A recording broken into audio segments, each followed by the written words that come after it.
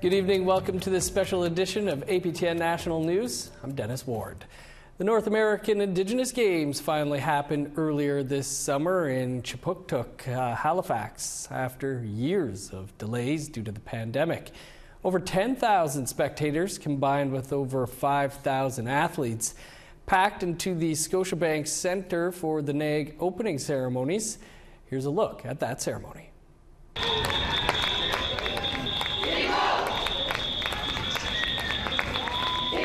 A vibrant and lively parade kicked off Sunday evening's opening ceremonies outside of the Scotiabank Centre.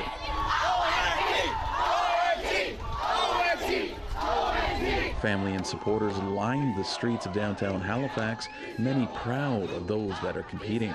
I get a lot of pride from everyone, just representing where they're from and being proud of where they are and how far they've come to be here. So, yeah, as a parent, this is a really proud moment for me. For my two grandchildren, it is going to be a great experience. For one in particular, she's never left her home.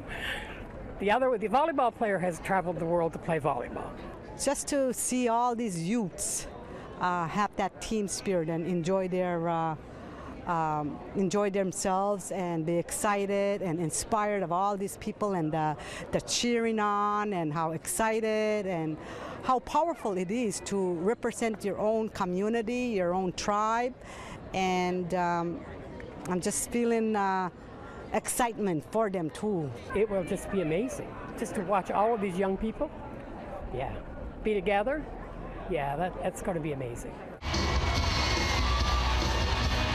Teams entered the arena and paraded through to the cheers of the thousands of spectators. Many leaders and dignitaries were on hand, including Prime Minister Justin Trudeau.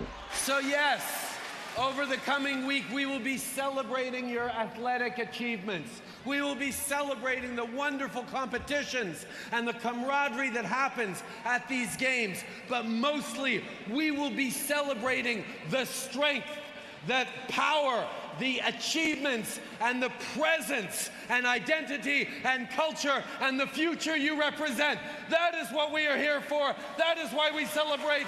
That's why these games are so important. Chief Norman Bernard gave some advice to those athletes competing. Each time you step onto the field, court or arena, remember who you were, where you come from, and who you represent. Your family, your community, and your nation. We are the North American Indigenous Games! There were many performances from local Mi'kmaq artists as well to keep the energy high throughout and to end the opening ceremonies. Daryl Stranger, APTN National News, Chipuktuk, also known as Halifax.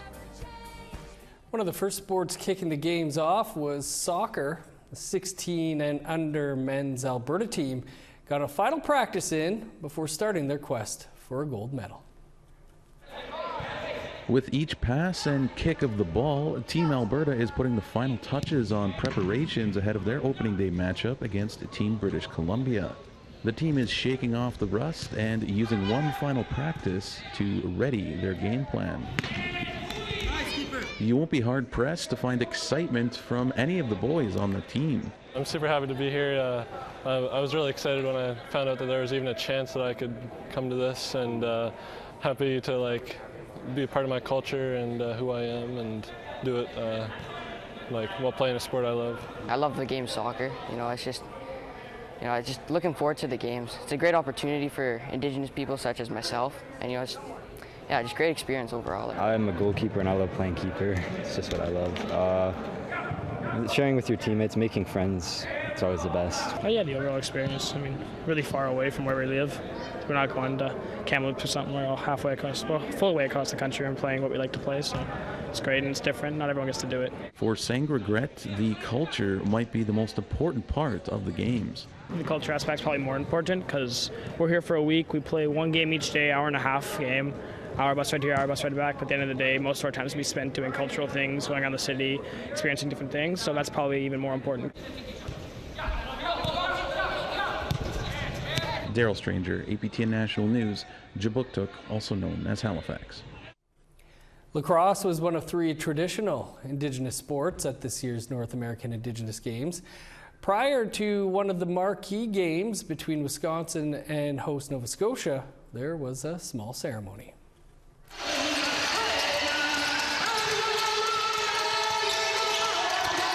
With cheers and support from the packed stands at the RBC Centre, the 16 and under men's Nova Scotia team entered the arena with a traditional dance. I'm so excited to welcome everyone here today. Following their entrance, there were words from Wagmatcook Chief Norman Bernard.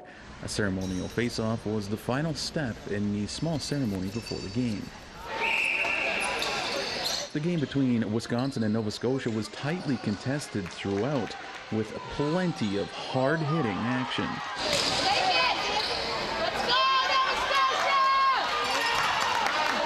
Goals from Nova Scotia had them out to an early 4-0 lead. But Team Wisconsin was not going down without a fight.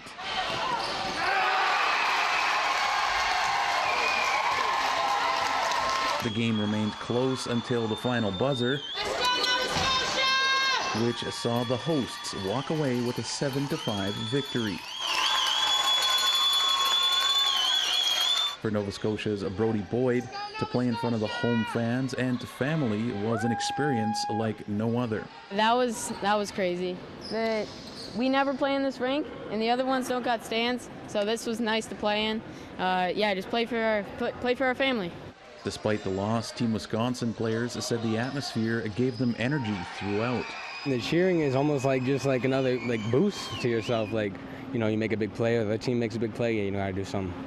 It's just like the crowd is nothing I've ever experienced before. Usually when we play field lacrosse, there's not usually that many people, but I came out here, I was like, holy, they're all these people just came here to see us play. So I was amazed how many people came out. So it was nice. Boyd has a passion for lacrosse that includes playing for others. I play for family, I play for my teammates, I play for everyone else, and it's just fun. I just play for the ones who can't. Even with all of the slashing, hitting, and trash talk, everyone came together at the end of the game to meet up and give their respects, something the Wisconsin players enjoyed. I got hit over there, I felt my back crack when I hit the wall, and then there was a lot of trash talk between us, and then I thought that we wasn't going to get along after the game, but after the game we all shook up, and then we was all just, glad to make it out. It was actually fun. I love how, we all come together, and after the game we just, after all the intense, just shoving and stuff and, pushing, it's just we all Indigenous people at the end of the day, so we can just all come together and really appreciate the sport. Daryl Stranger, APTN National News, Dartmouth. Time for a quick break, but stick around. We have much more from this year's North American Indigenous Games. Stay with us.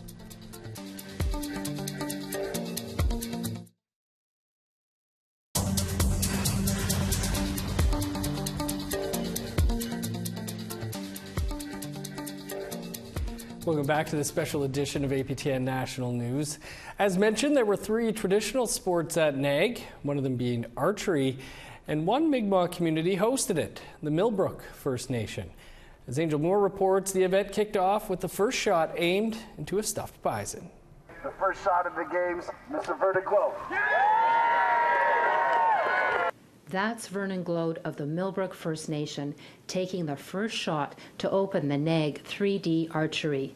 Glode manages the archery course and is excited to welcome the athletes. It's the Super Bowl, that's what it is. It's something we've all dreamed of around here, so we put a lot of hours into it, and something I've been doing since I was a kid and just had a passion for, After welcoming speeches at the powwow grounds and a little rain, athletes under 16 and under 19 years old warmed up on the shooting range. Wasea Monroe Soldier is 14 years old. She's on Team Manitoba and is ready to compete. It's been going really good, and I'm excited to shoot because I've been waiting to shoot at NAG for 3 years. The archery competition consists of 20 targets, which are stuffed animals such as a bison hidden in the woods. Spectators are allowed at one spot, which is not in the woods. Jill Claus of the Haudenosaunee Confederation is here to support her daughter and is a guest in Mi'kmaq territory. I've been very welcomed. It's so nice to see the level of appreciation for our language and to bringing it into everyday play and everyday conversation. Back at the powwow grounds, Coach Welsie C. Thomas of the Haudenosaunee Confederacy helps out an athlete. Thomas says archery is more than a sport. It teaches them patience, and it's not a race. A lot of people, they get up there and they right away they don't even get to their anchor and right away they're shooting. And then they get hurt. Then they throw the bow down, they quit. And that's where your patience comes in. Glode is happy with the turnout and hopes the traditional game of archery is carried on. So I'm glad that I have a lot of young people I inspired to keep it going. So hopefully when I'm, head off to the spirit world, there'll be people behind me to pick it up and keep going. Finals are Friday with the bronze and gold medal matches. Angel Moore, APTN National News, Millbrook First Nation. And just a few days later in Millbrook First Nation, the 3D archery had their final competitions. The 16 and 19-year-old divisions competed in compound and barebow 3D archery, where the goal is to hit lifelike animal targets. Critical hits scored more points. It was Team British Columbia that took gold in the 16 and under barebow competition. I've always shot with people in where I'm from, so I've had a national shoot back in 2016, but an international shoot is something completely different, and I think it's awesome. Quite the pin collection. Well, the swimming competitions were held at the Dalhousie University. Various events happened throughout 2 action-packed days.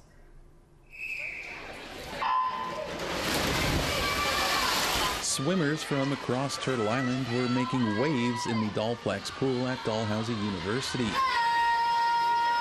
It was non-stop action as race after race, swimmers vied for the best time in many events.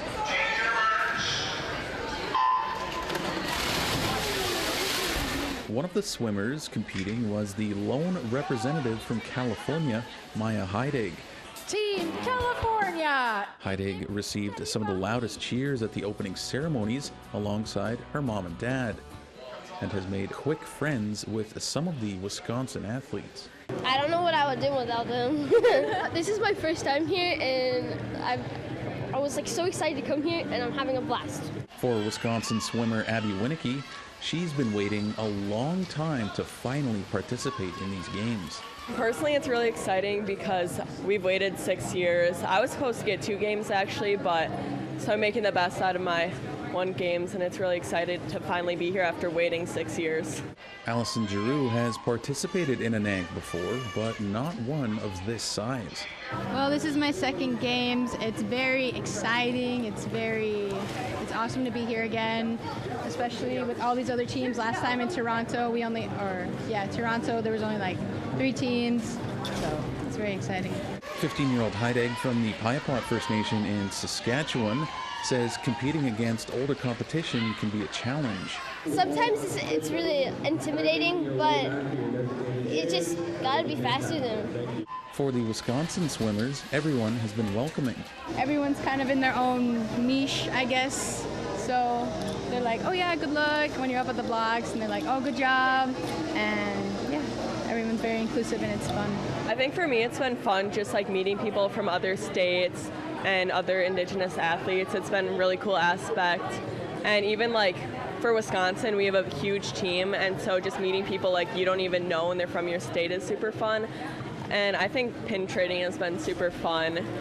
Daryl Stranger, APTN National News, Jabuktuk, also known as Halifax. Where'd Daryl get those pins from? Well, the North American Indigenous Games were full of wonderful stories from athletes across Turtle Island. A couple of those stories come from Manitoba. and the work some of the boys on the U19 soccer team have had to put in to be on the team. It's no secret hard work leads to success in all walks of life. And that statement could not be more true for Manitoba soccer player Devin Evans.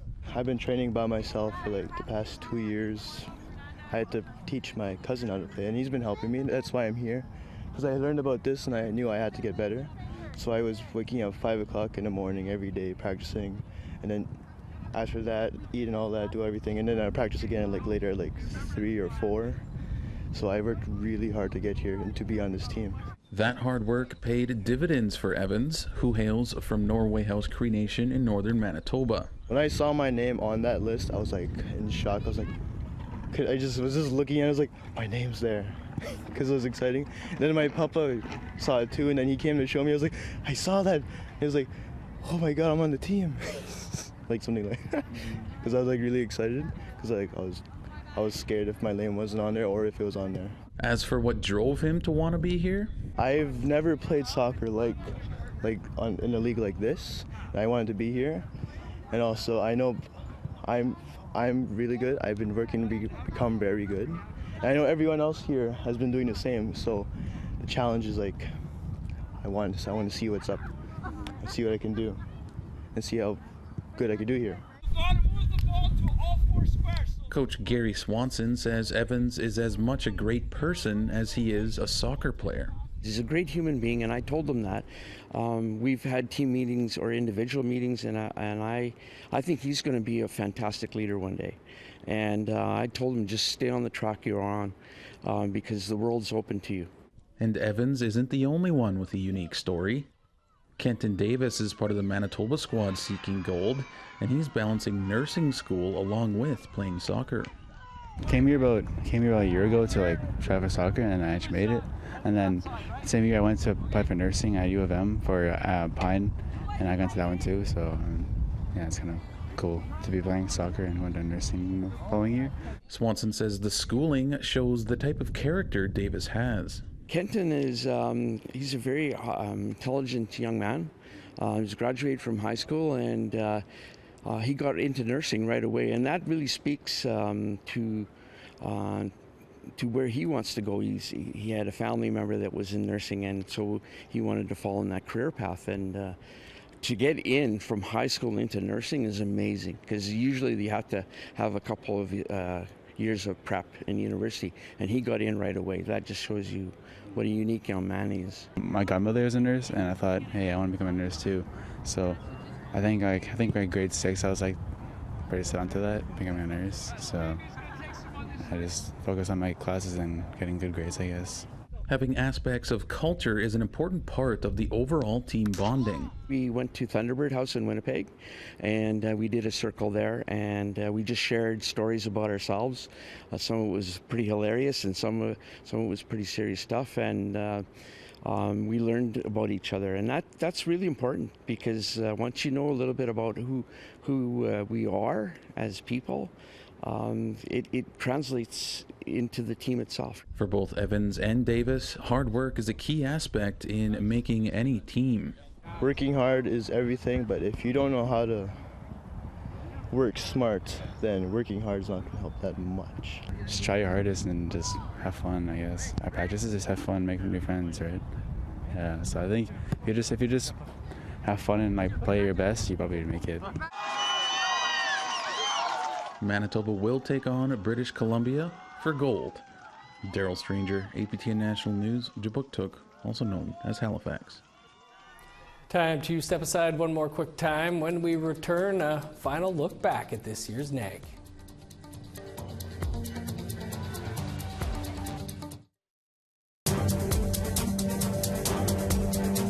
Welcome back to this special edition of APTN National News.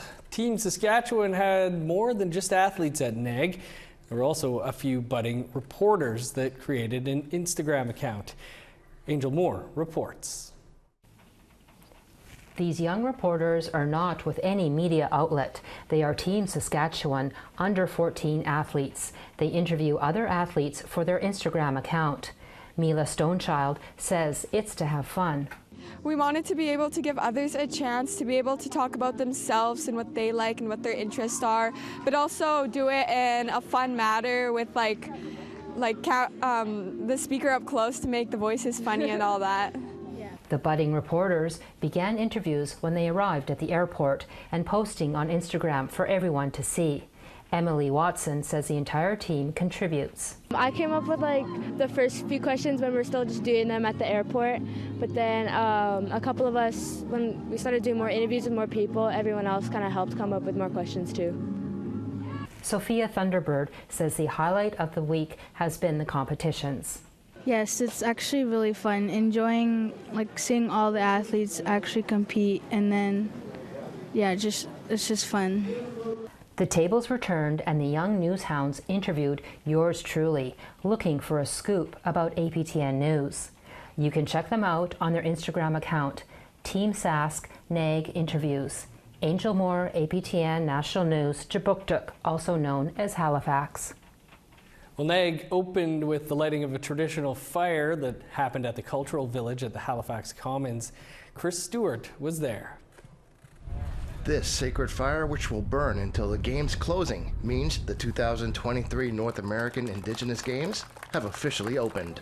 The games will welcome athletes and spectators alike, especially to this cultural village located in the heart of Halifax in the large Commons Field.